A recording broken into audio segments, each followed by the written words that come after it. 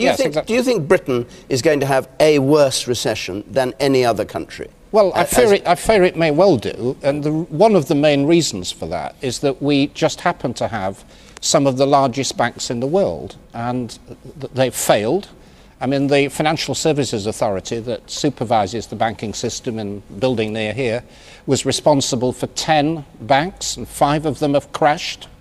And the problem is the British taxpayer ultimately liable for that. But I don't want to just continue the historical seminar. We have to look forward. That gentleman in green asked a very good question. How do you devise a system that gets us out of this mess?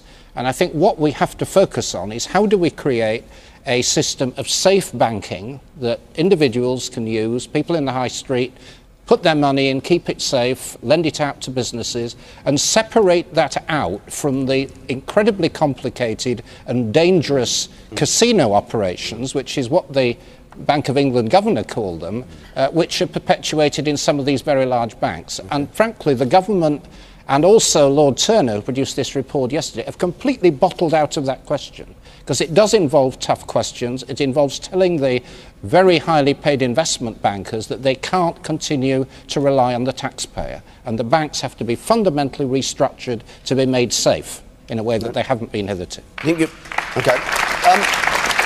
We mustn't stay on the economy all evening, tempting though it is, given where we are. The man in red there, and I'll take 2 or 3 points from the audience, then we'll go on. Ms Giles just admitted that the government has failed to ask the right questions. Having failed to ask the right questions, how can they now be the people to find the answers? Why shouldn't we trust Mr Clarke, who restored the public finances after the boom of the Lawson years, or Mr Cable, who's proved to be right time and time again? Okay, I'll take that as a rhetorical question. I won't ask Ms Giles.